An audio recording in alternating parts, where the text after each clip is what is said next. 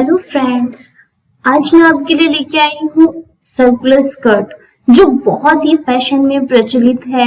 किसी भी ड्रेस को देख लो, अगर गर्ल्स के जैसे गाउन हो गया या फिर आप कुर्ते बनाते हैं, उसमें जो भी स्कर्ट यूज की जाती है वो सर्कुलर यूज की जाती है और ये फैशन में बहुत तेजी से बढ़ी है।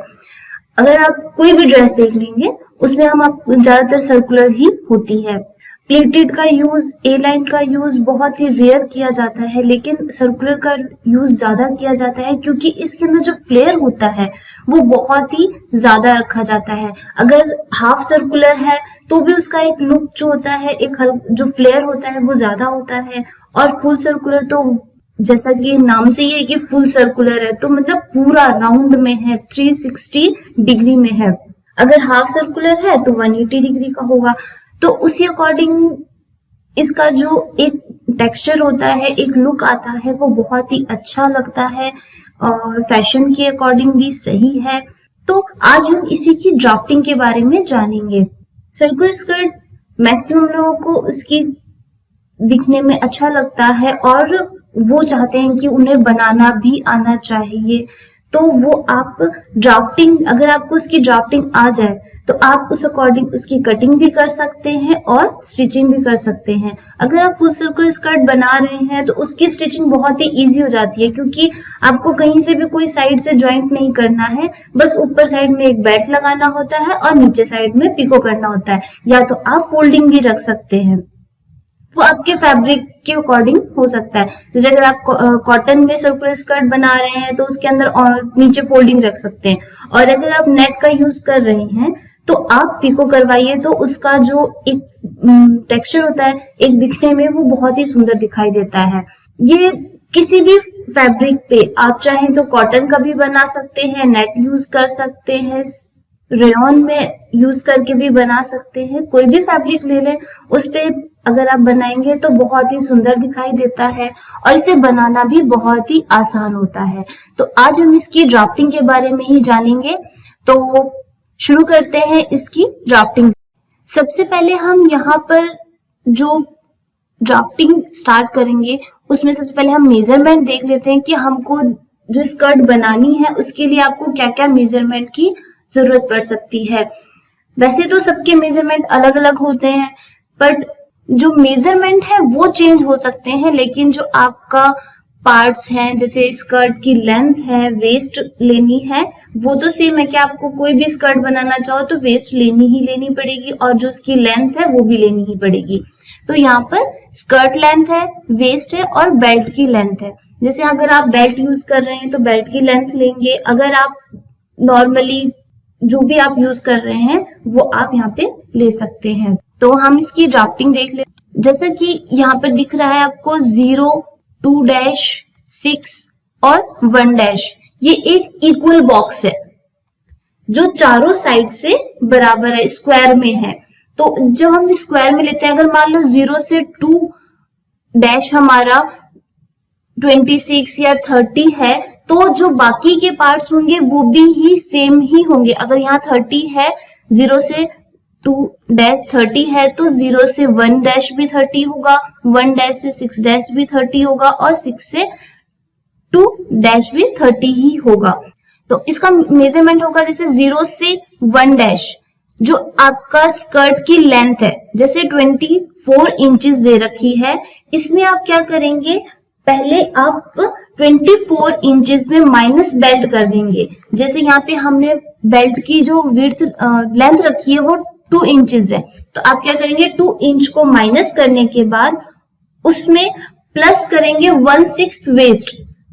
24 इंच को 6 से डिवाइड करेंगे, जो भी पॉइंट आएगा उसको आप इस 24 में, या फिर 24 में से अगर माइनस करेंगे 2 इंचेस तो 22 बच जाएगा, तो उस 22 में प्लस कर देंगे। तो आपका 0 से लेकर के 1 आएगा।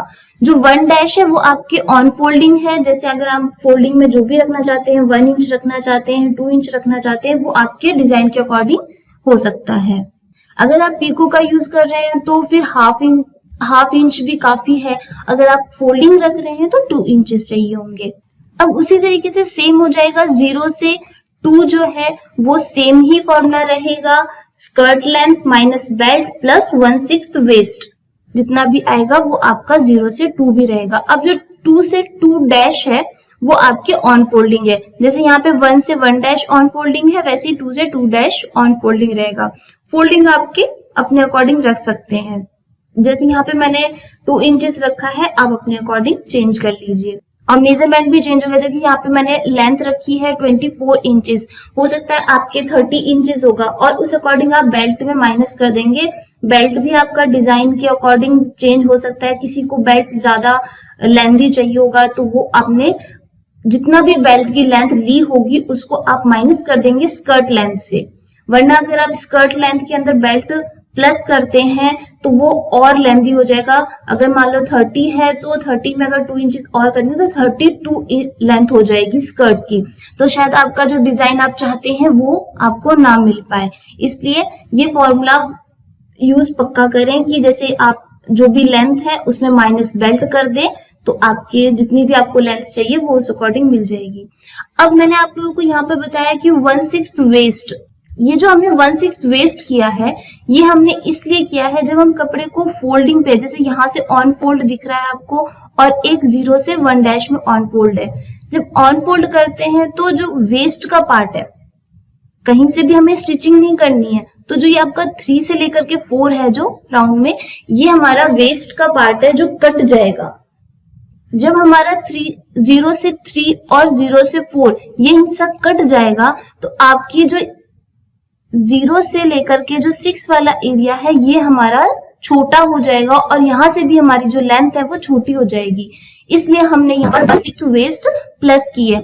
अगर आप हाफ सर्कुलर बना रहे हैं तो यहाँ पर जो फॉर्मूला होगा वो होगा 1/4 वेस्ट। याद रखिएगा कि जब भी हम फुल सर्कुलर स्कर्ट बनाते हैं तो 1/6 वेस्ट करते हैं, और अगर हाफ सर्कुलर स्कर्ट बनाते हैं तो 1/4 वेस्ट रखते हैं। तो सेम ये हो जाएगा, 0 से 4 जो आपका आएगा वो 1/6 वेस्ट हो जाएगा, 0 से 3 आपका 1/6 वेस्ट होगा। अब आप इसे एक स्ट्रेट लाइन में ड्रॉ कर लेंगे, 0 से 4 को एक मिला लेंगे, उसके बाद 0 से जो 6 है वो आपका एक स्ट्रेट डायगोनल लाइन आएगी, इसको आप डायगोनल लाइन में जोड़ लेंगे। ये इसलिए किया है ताकि आपका जो स्कर्ट की राउंड है वो एक्यूरेट आए, इसलिए हमने यहाँ पर ये पॉइंट्स लिए हैं। जैसे आपको यहाँ पर दिख रहा होगा 7 नंबर पॉइंट और 8 नंबर पॉइंट, ये भी हमने सिर्फ स्कर्ट की जो लेंथ है वो एक्यूरेट आए इसके लिए लिया है। तो अब ये जो हमारा 7 नंबर पॉइंट है ये आपका आया है 2 डैश और 6, इन दोनों का जो मिड पॉइंट होगा वो आपका 7 होगा, और 1 डैश और 6 इसका जो मिड पॉइंट होगा वो आपका होगा 8। उसके बाद आपको क्या करना है, जो 4 से लेकर के 1 डैश की जो लेंथ है वही सेम 11 से लेकर के 14 होगी, 12 से लेकर के 9 होगी और 13 से लेकर के 10 होगी, सेम मेजरमेंट होएगा। और 3 से लेकर के 2 डैश है वही सेम होगा, और आप यहाँ पर इसको सर्कुलर में या फिर कर्व लाइन में इसको ड्रॉ कर लेंगे।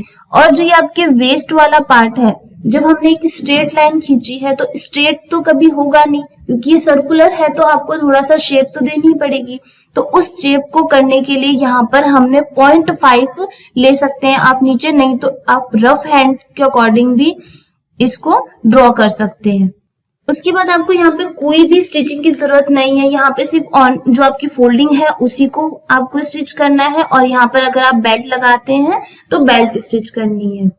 बस यही आपकी पूरी ड्राफ्टिंग है। जो इसका ग्रेन लाइन होगा, वैसे तो आपको जब फैब्रिक पे रखते हैं तब स्ट्रेट आती है, लेकिन जब इसको स्ट्रेट सीधा करेंगे तो ये बायस ग्रेन में हो जाएगी। और आपके ये फुल सर्कुलर है इसलिए यहाँ पर भी ऑन फोल्ड है और यहाँ पर भी ऑन फोल्ड है दोनों साइड।